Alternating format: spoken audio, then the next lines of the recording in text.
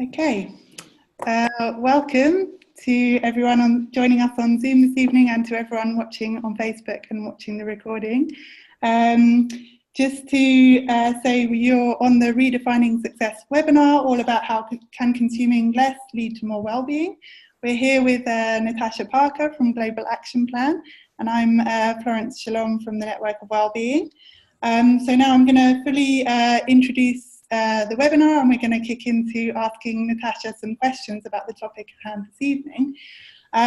So just to briefly introduce where these webinars have come from, the idea, this is really a series of webinars that the Network of Wellbeing runs monthly, that's all about building wellbeing together and how we can look at our personal wellbeing and how that relates to our communities, wider society and the natural world, how those topics are kind of interconnected. So we invite guests that are working on this topic from different perspectives to share their work, their research, their ideas on the world of well-being in that kind of broader holistic way.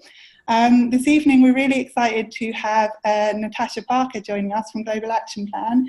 Natasha is actually the head of Wellbeing and Consumerism at Global Action Plan, so the perfect person to talk with about this topic.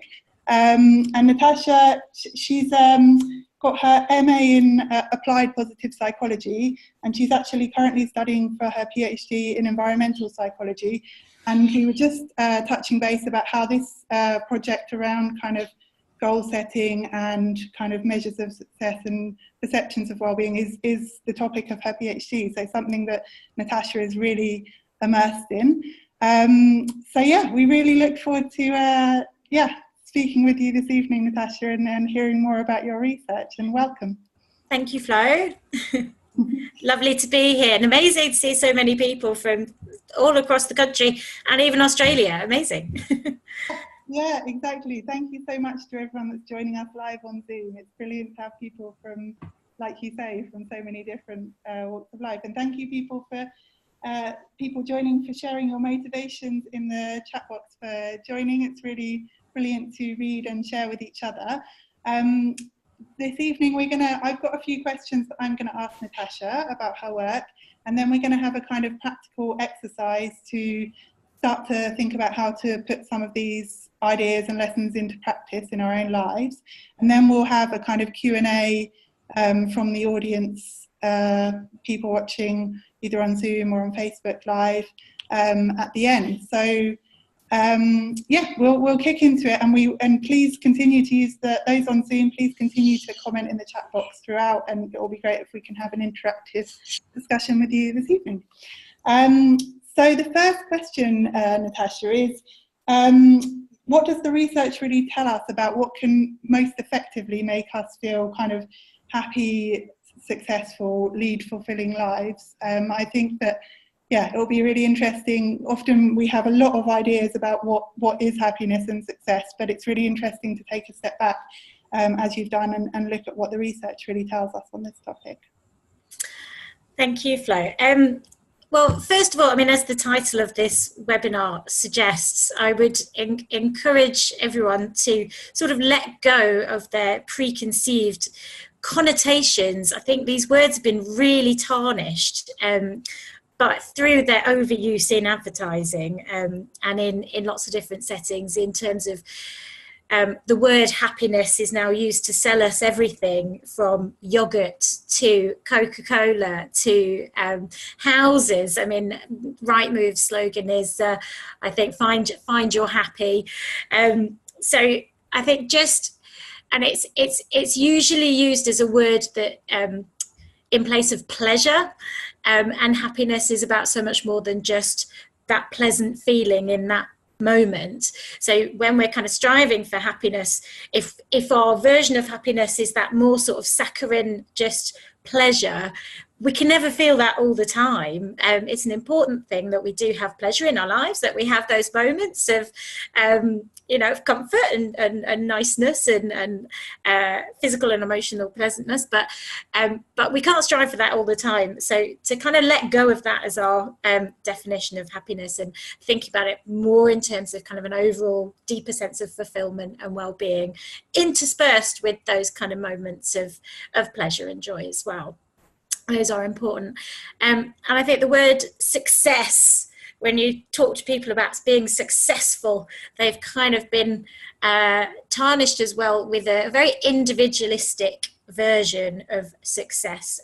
We kind of conjure up images of wealth, of status, of, having, being, the Kardashians, they are purported as the, images of success in our culture.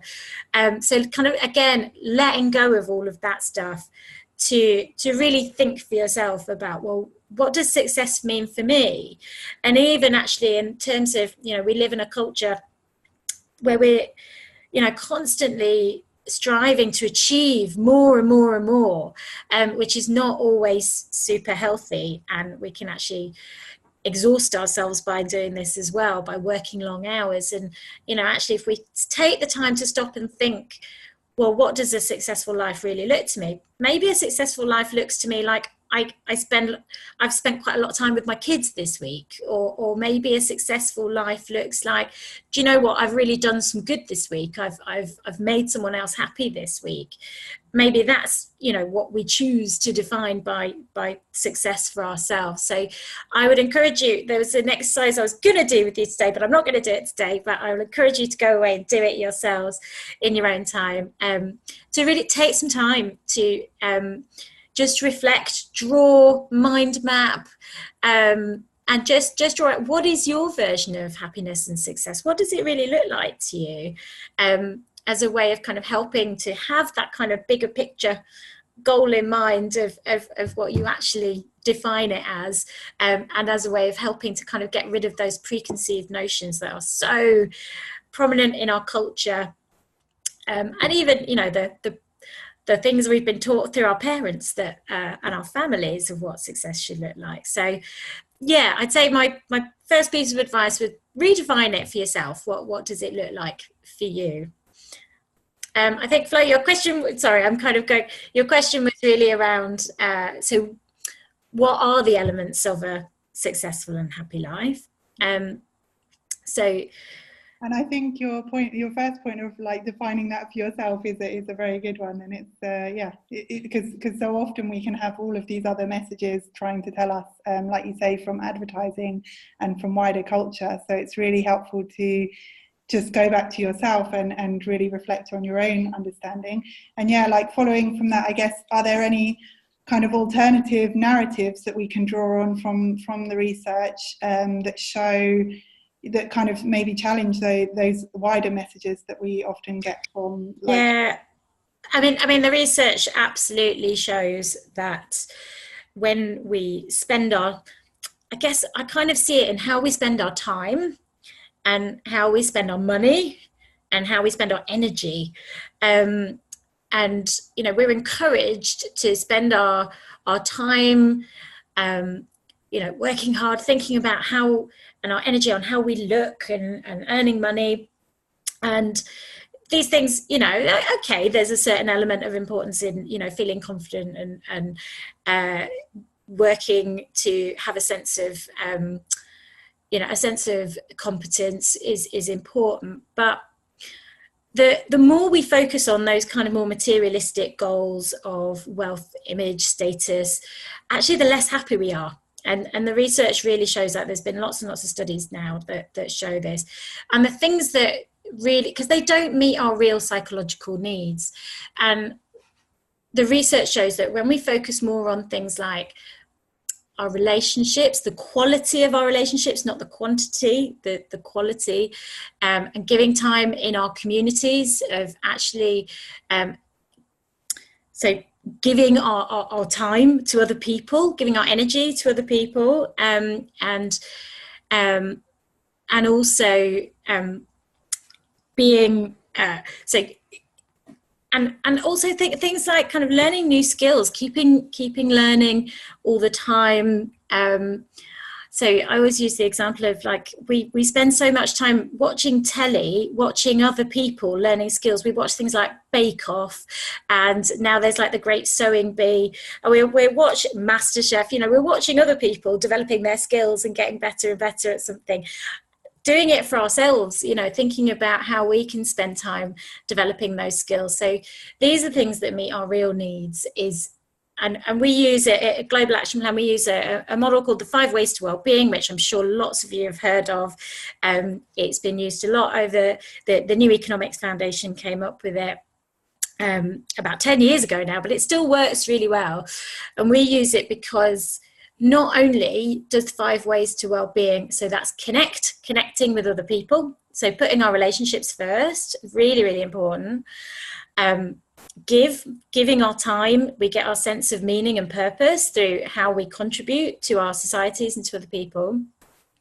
Keep learning, which I've talked about, so constantly learning new skills and developing ourselves in positive ways. Taking notice, so being more present. I'm not going to try and explain mindfulness. I'm sure lots of you have experience of practicing mindfulness, but really being in the present moment and taking notice of what we have as well. So gratitude, being grateful for the things that we have, which we're relentlessly encouraged not to do. We're relentlessly encouraged to want more and more and more and be dissatisfied with what we have. So gratitude, really good antidote to the consumerist society. And then finally, be active. So physical activity has such a big impact on our mental well-being. So we use this model not just because it's good for our well-being, which it is, obviously, but also the research shows that when we kind of fulfill our needs through this way, we become less materialistic. We actually kind of buffer ourselves against the messages of consuming more, which is having such a devastating impact on the planet. You know, which everything we do at Global Action Plan we look at that double benefit, what's good for us and what's good for the planet. To ensure that you know that we are thinking about our own well-being, of course, but also that we're making sure we're doing it in ways that is also good for society, good for the planet as well. Yeah, and I thank you for sharing that. And I think that that's a real motivation for a lot of people joining this evening, in terms of, you know, ways that we can care for our own sense of well-being in ways that support the natural environment as well. And actually that leads to the next question that we were going to discuss this evening. Of the webinar itself, can consuming less lead to more well-being? So you've touched on some ways through kind of gratitude, the 5 ways to well-being, kind of finding a sense of more depth and meaning in life, that there's a lot of research done on these kind of non-material ways of finding well-being that can then also, yeah, like you say, have a positive impact on the environment, in the sense of that they don't involve consumption. So can you maybe kind of explore in a bit more depth in what ways consuming less can really lead to more well-being? Is there kind of further research that has explored that topic? Well, yeah, I mean, firstly, I think I'd say that the consuming more has definitely not made us happier. So the research kind of shows that both on an individual level and even at a macro country level, you know, if we can't meet our basic needs, if we haven't got enough to eat, if we haven't got, you know, somewhere safe and secure to live, then absolutely consuming more, lifting us out of poverty, lifting us to a decent level of living, yes, that has a huge impact on our well-being. But it's the law of diminishing returns. You get to a point where actually, I don't know, to use an example of, you know, from going from homeless to having a house, massive impact on our well-being. From having one house to 2 houses, really not so much, because it's not going to make that much difference to our happiness. And that's the same with kind of consumption generally, is we can keep consuming, and we get that little dopamine buzz each time, with the shiny new things, and it's all very attractive, and marketers are getting cleverer and cleverer at luring us in, so we want to buy the shiny new things.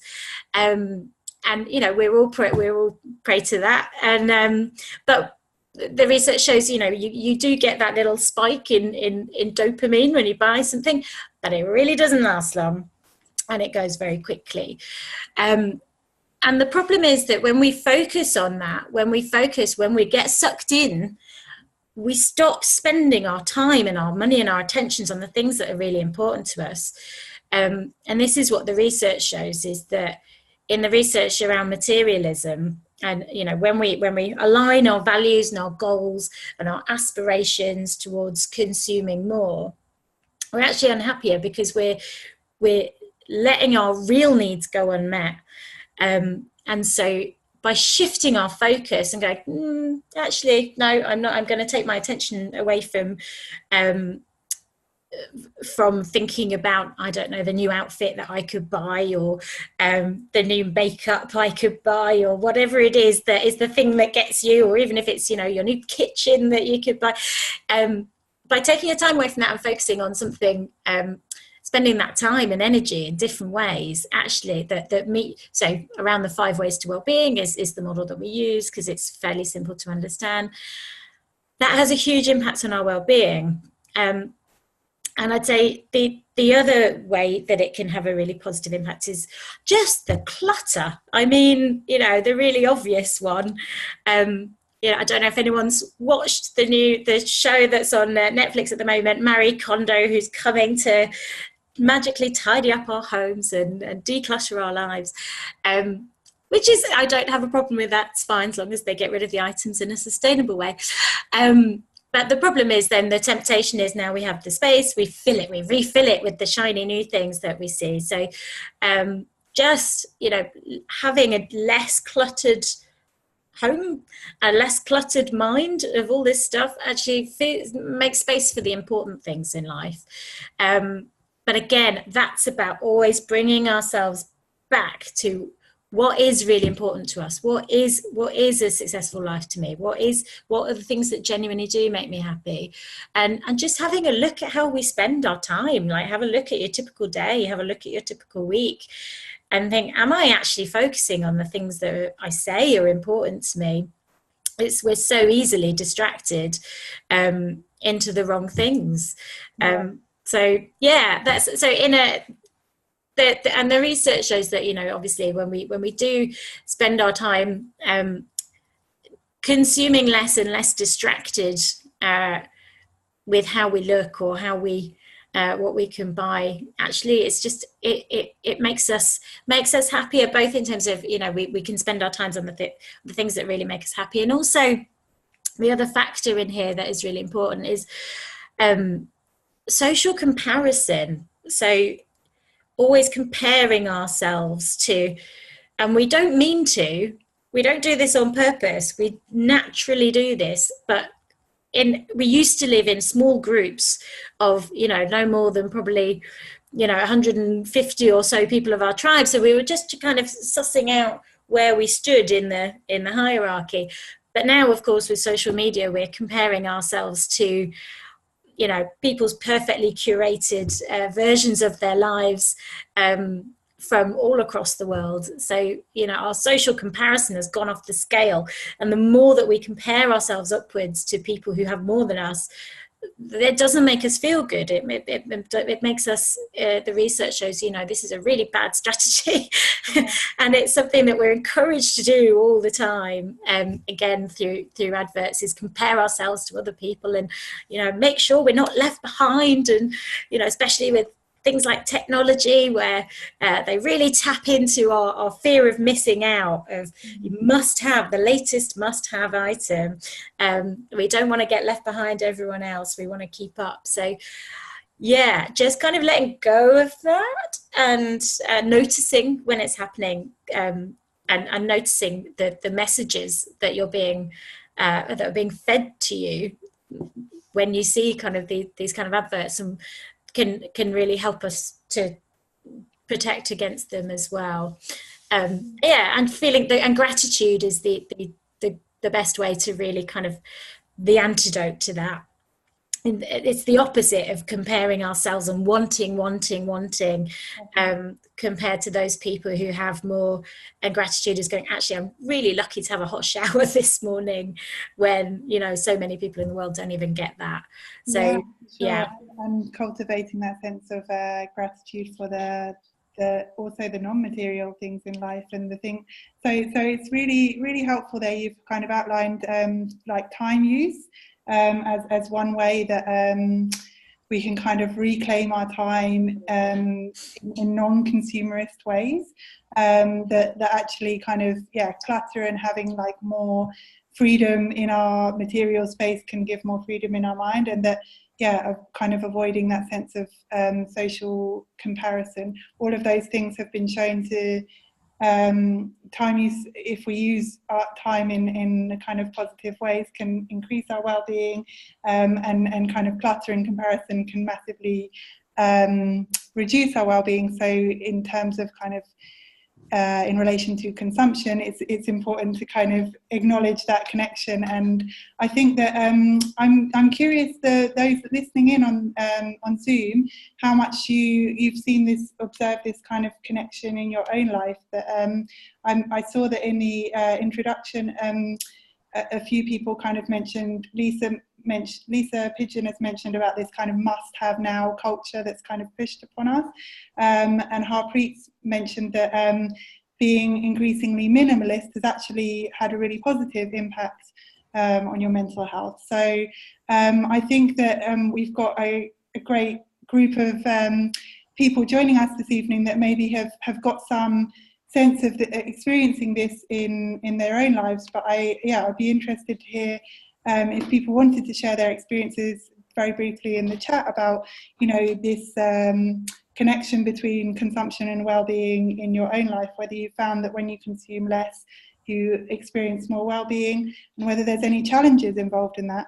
And maybe whilst people are kind of reflecting, and if you would like to share on that in the chat, I'll ask Natasha about those pressures. So I think that probably most people listening in would agree that it's important, both from a personal and a wider perspective, to not excessively consume, and yet we're constantly bombarded by messages to do so, like we've covered. So in the face of this kind of cultural and also at times very emotional pressure to consume, what are the kind of strategies that we can potentially use to kind of to try and live in a different way? So the first one I would say is just for us all to remember that Facebook, Google, everything that we use online that is free for a reason, and it's free because it is funded by excessive advertising. So, you know, I'm not one to say all social media is bad and, you know, use it, but the more time we spend looking at our phones on various apps and social media, the more exposed we are to these messages. And this really is every, you know, influencer that we may follow, they are paid thousands to post just one little post about a product. It's all funded, you know, by advertising and trying to sell us stuff. So the more we expose ourselves to that, the more we're going to feel that relentless bombardment. So reducing our time online can be a helpful strategy.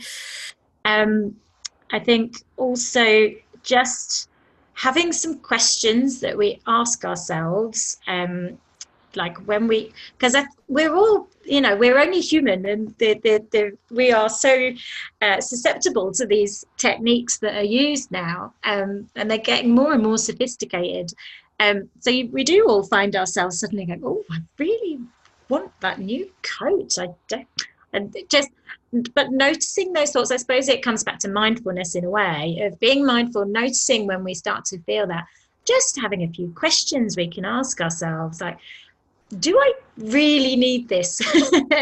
why do I want this? Like, where's this idea come from that I've suddenly had this kind of, I suppose again, it's a mindfulness thing, this desire arise for this inanimate object, and just being kind of aware and present to that, and then having some questions to ask ourselves.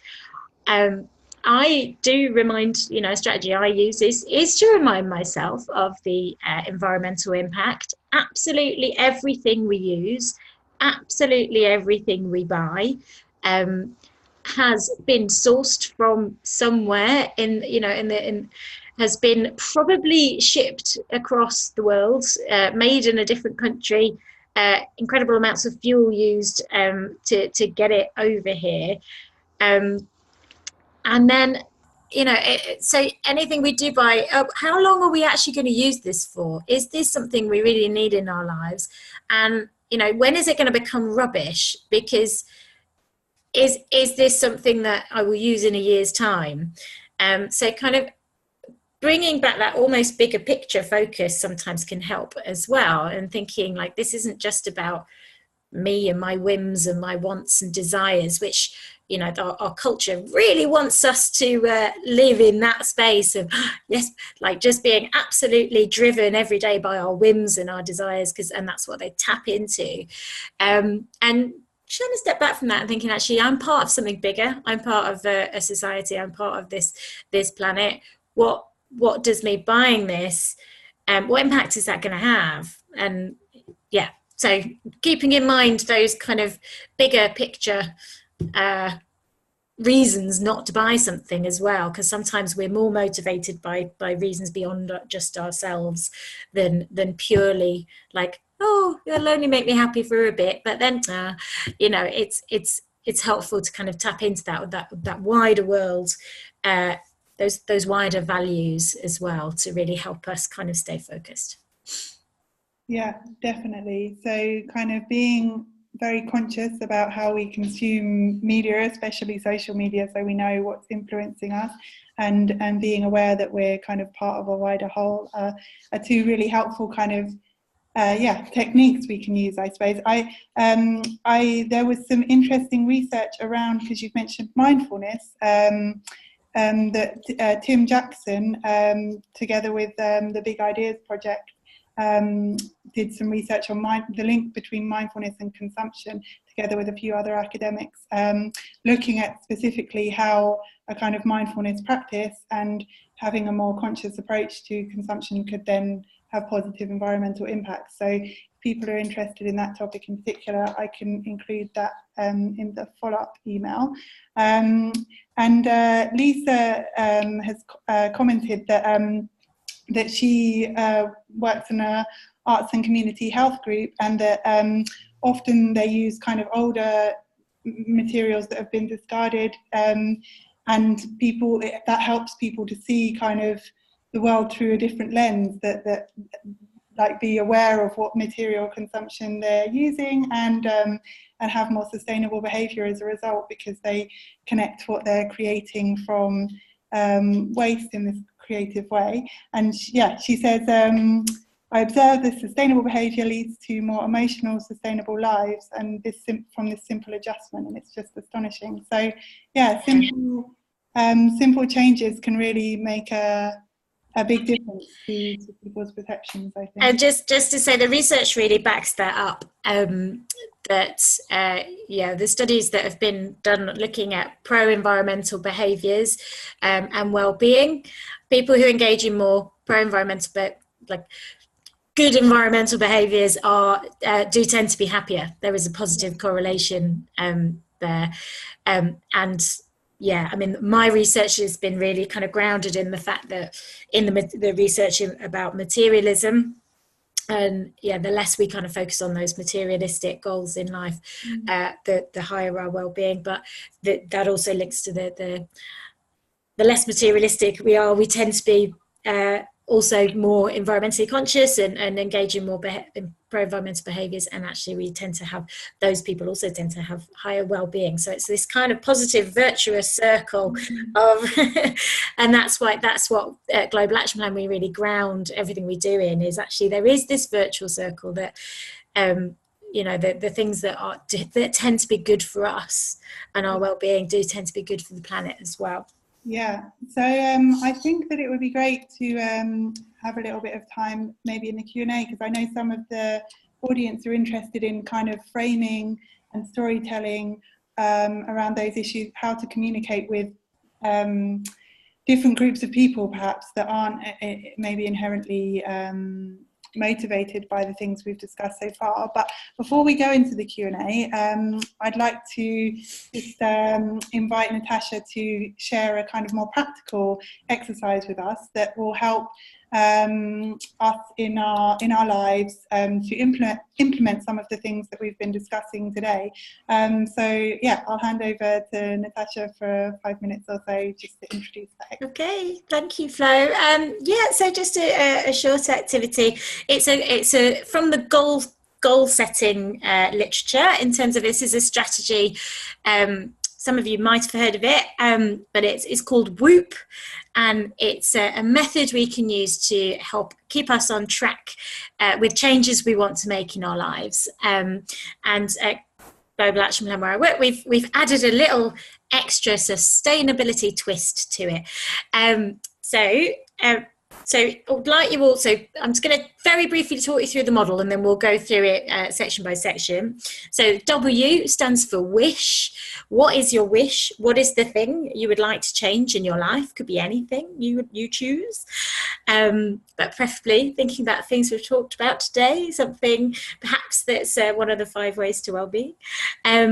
So what's your wish? What's things you want to change? The next O, the O is outcome. And if you achieve this, what's the best possible outcome for you? How will you feel? What's what's really exciting about this for you? So when you achieve it, how brilliant are you going to feel? Really tap into that. The next O is obstacles. So thinking about knowing yourself, what are the kinds of things that can get in the way? Is it, I don't know, an example could be, I want to do mindfulness every morning, but I never get up in time. So those kinds of things. So what are the obstacles that you know about you that get in your way? And then the final P is for plan. What is your plan? So when those obstacles happen, what is your when then plan?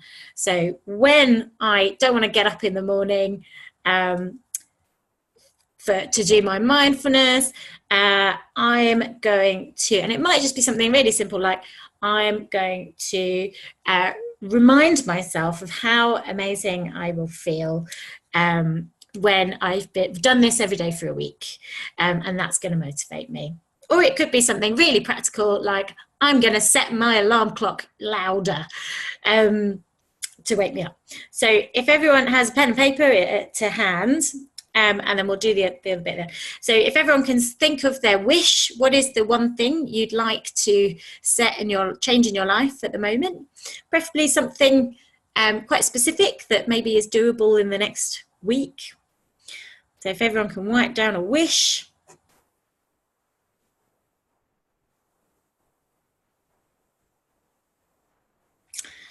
And hopefully everyone's got a wish that they can use. Next is the outcome. So really tapping into, imagine how you're going to feel when you achieve this.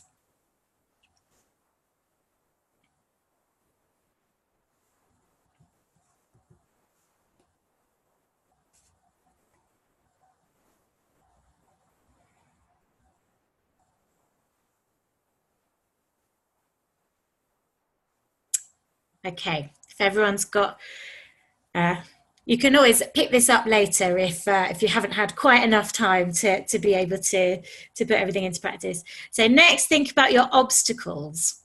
You really want to do this, but what's going to get in the way? Is it something emotional about you? Is it something internal, or is it something, could be something external that's really practical, like the rain might get in my way?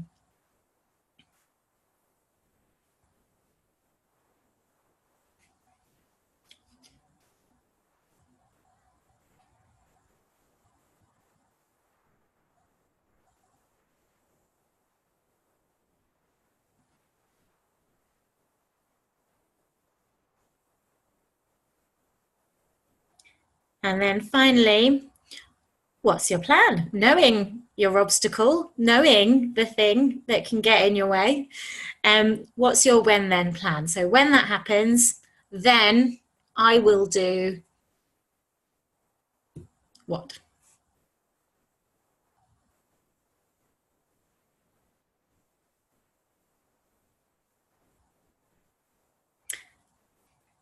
Okay, and finally, as a little twist on this, so the group is all based in the research, but my research added a little extra bit on the end, which is now just take a minute or two just to reflect. How can this goal also have a positive impact on other people or the planet? So an example might be, if I practice my mindfulness every day, this is going to have a positive impact on other people because I am going to be such a nicer person for them to be around. Because when I've done my mindfulness, I'm really calm and zen and lovely and less irritable. Or it could be something like, I'm going to walk 10,000 steps a day, and this could also have a positive impact on the planet because actually it's going to encourage me not to use my car and to walk everywhere a bit more. So yeah, I'll give you a couple of minutes just to think about how can your goal also have a positive impact on other people and or the planet.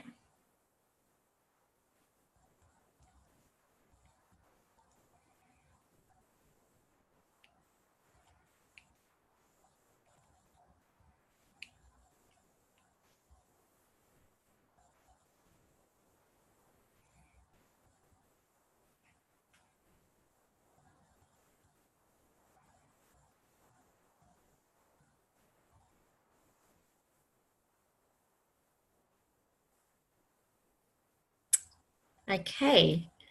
And as I said, if anyone's not quite had enough time to get through that, you can always take that away and do it in your own time later on.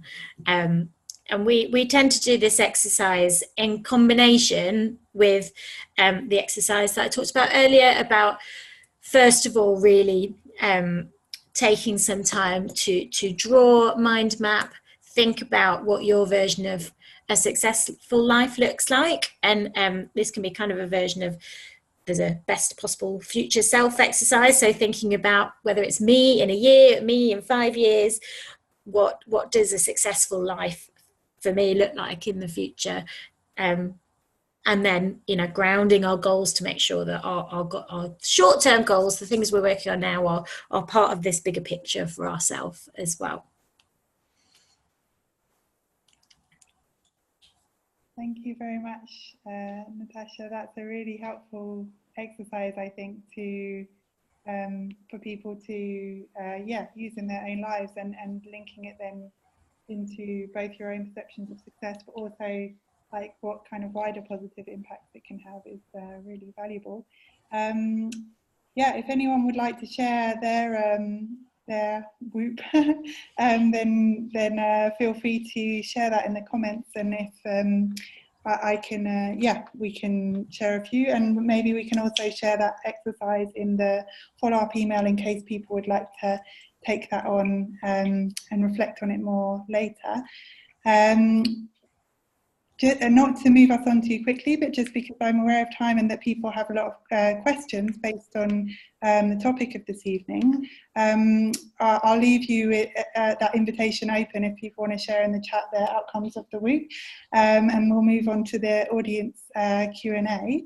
So I see, Natasha, there's a lot of interest really in the kind of links between the kind of well-being and mental health and the wider kind of political economic structures and systems. So Courtney Crawford has asked specifically about those links, and Catherine Trebek has also kind of asked, are there any framing or storytelling techniques that can help us to, those of us working to budge the economic system, so to kind of change it to a more kind of sustainable and well-being focused approach.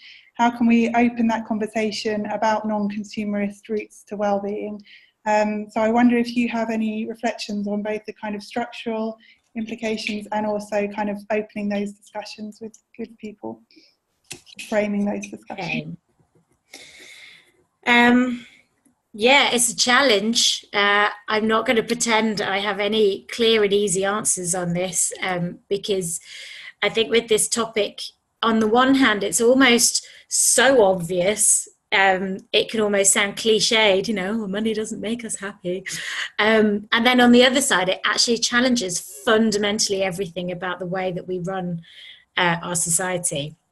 So it's really, on the other hand, it's really quite radical. And if you're talking about, if you're really taking this seriously, if you're really looking at this, then it really challenges how we measure success as a society, in terms of, you know, GDP, profits, growth, you know, that, so it's a challenging one. I think the research I usually use to talk about it is, there's the Richard Easterlin, so the Easterlin paradox. I can share that paper. It's quite an old one now, but it's always being updated. Is just the fact. So he's the one that kind of did the original research that showed that, you know, GDP has gone up over the last 50 or so years, pretty consistently, and yet our well-being hasn't. Our well-being has remained stubbornly flat.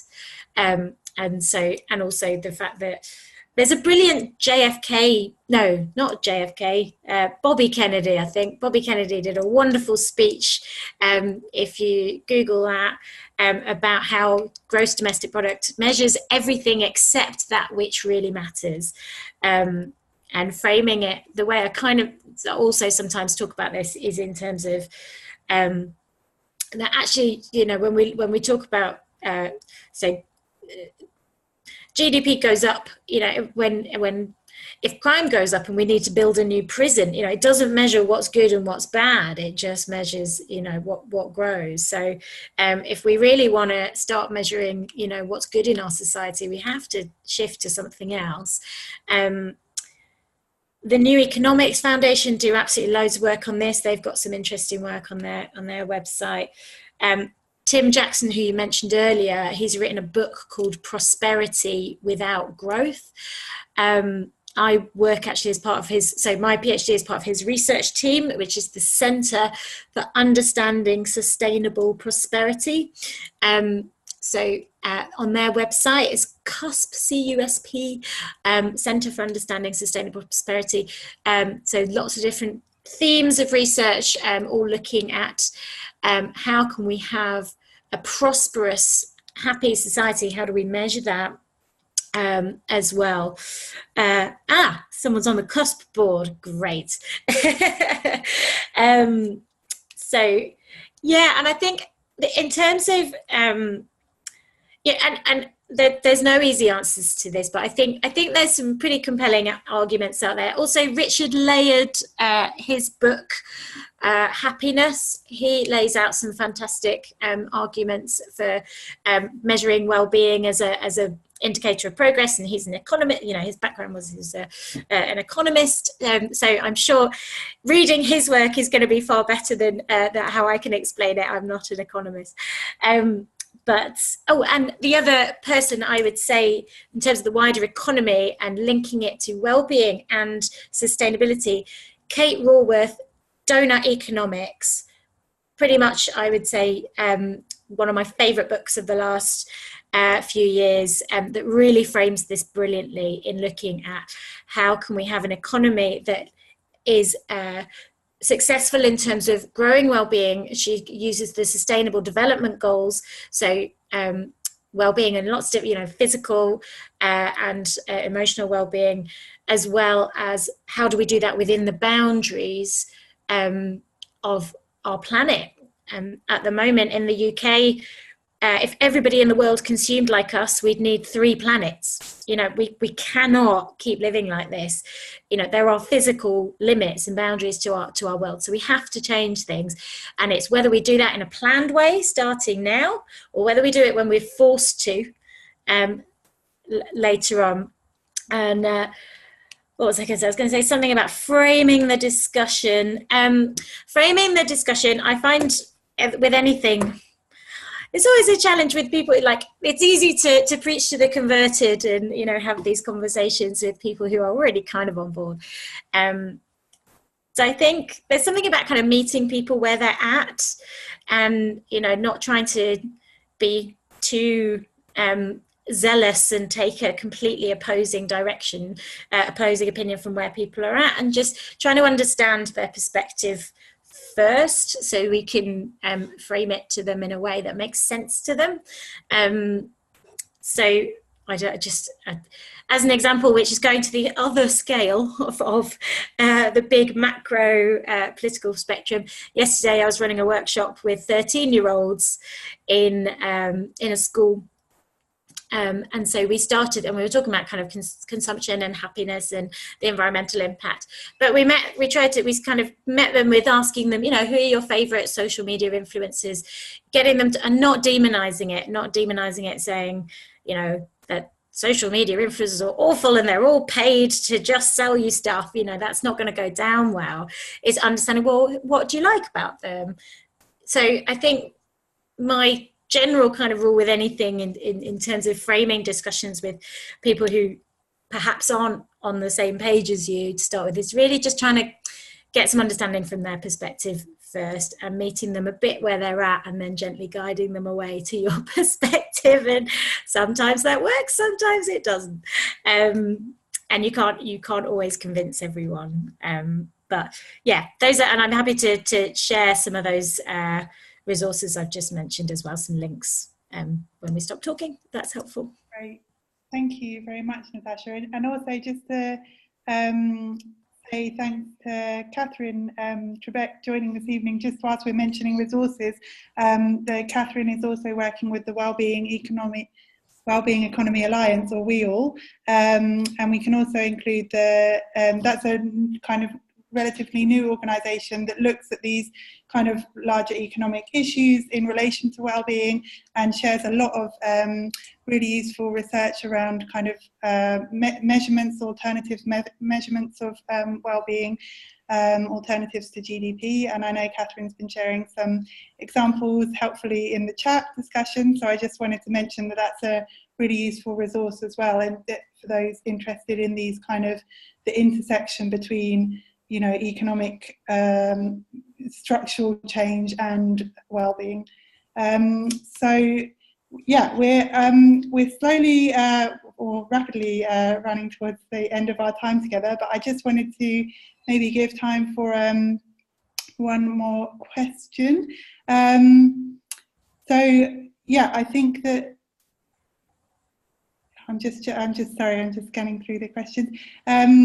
So Harpreet has asked, is there any evidence or research to demonstrate whether minimalism has had a particular health and wellbeing benefit? So yeah, I guess that talks specifically to the topic of this evening, but minimalism is obviously one of those kind of newer trends, so to say. And do you know of any research that relates to that?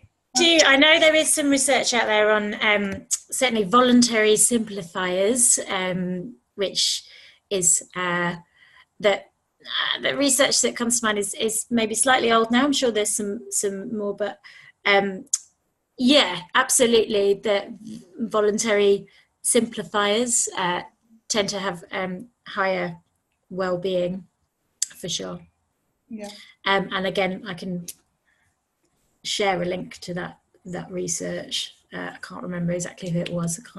So it comes to mind, but yeah, there definitely is research that shows that voluntary simplicity has the double benefit of being better for our own well-being as well as better for the planet. Yeah.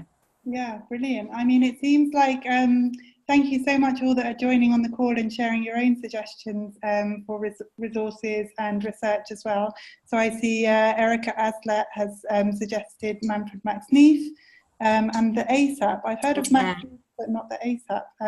And Laurie has suggested How to Be Alive as a really valuable book by Colin Bevan on some of these issues. Sherry Clark has said definitely seconding your recommendation on Kate Raworth's Donut Economics.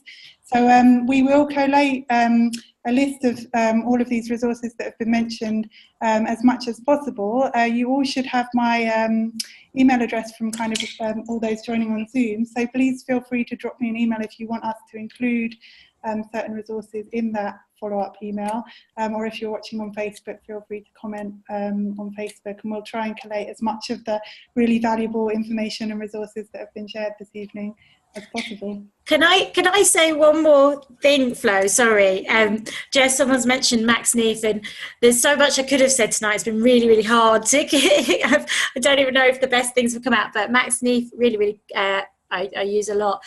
He talks about we have real needs.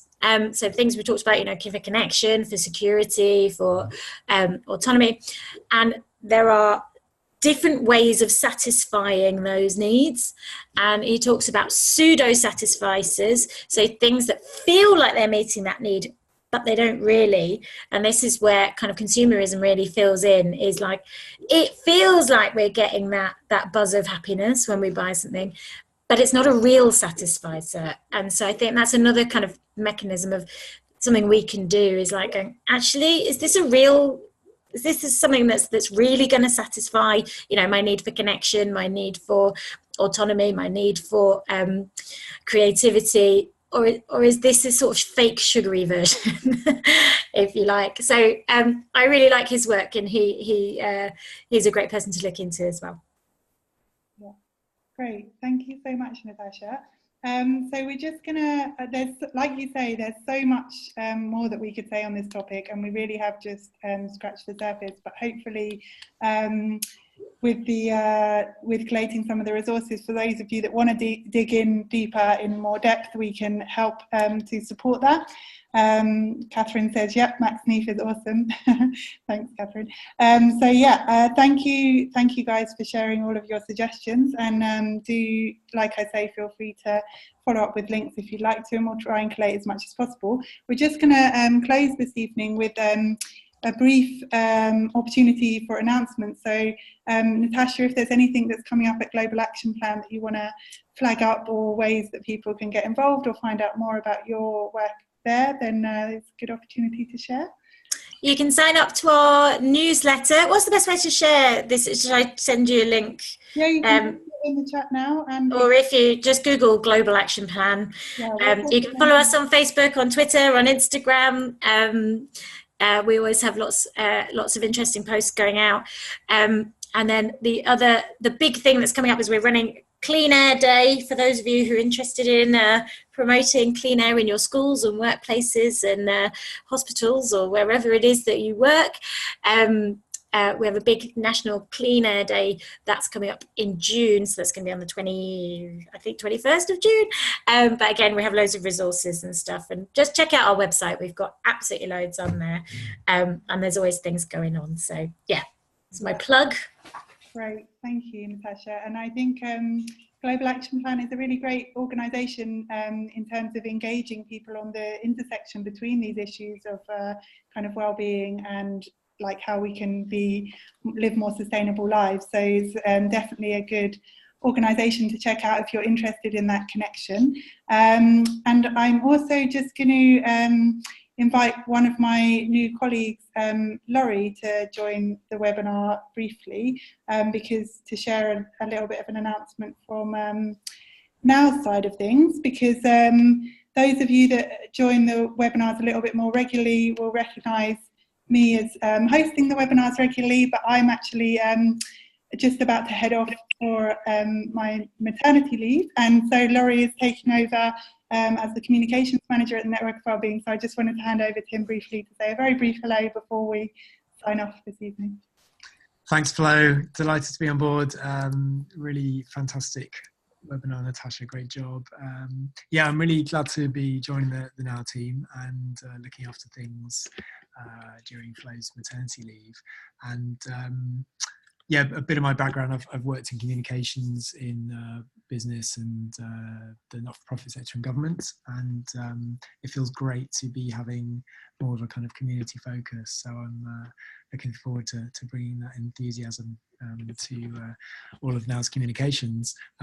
Just one little plug from me, which I hope will be of interest, is for our next webinar. So that's actually going to be on Wednesday, the 20th of March, and that's to mark International Day of Happiness that some of you might be familiar with. That's going to be with Luis Gallardo, and he's the founder of an organization called Happiness Agora, and they're running 5 days of online events around building a wellbeing movement, a happiness movement. So hopefully that'll be of interest. If you'd like to be super keen and register right away, while it's fresh in your mind, I've just posted the link to the next webinar. So yeah, please do give it a go, but it's also in our latest newsletter as well, so you can put it out there. Thanks a lot, everybody, and really hope you have fun getting to grips with Whoop and all the other great content from the webinar. I don't know if I missed it, but did either of you mention the app? Oh, good point. Yeah, there's also a Whoop app. In the last few seconds, yeah, I could just cover that. There is a Whoop app which I came across listening to a podcast, but ironically I haven't actually used it. It's been sitting on my phone. So I think my sort of meta Whoop is to use the Whoop app to make a habit. So yeah, that's to some of you, and yeah, please let us know if it does become part of your life, and hopefully I'll manage to do the same. Thanks so much. Thanks, Laurie. And yeah, great. Thank you all so much for joining us this evening. We're going to close the webinar there, but we will send you a follow-up email with all of the detailed resources that Natasha has shared, and the follow-up, the next Now webinar, which Laurie has mentioned, which is also in the chat. Yeah, those of you watching on Facebook, let us know if you'd like that information as well, and we'll get that to you. So thank you, yeah, all so much for joining and for your active participation this evening. It's much appreciated.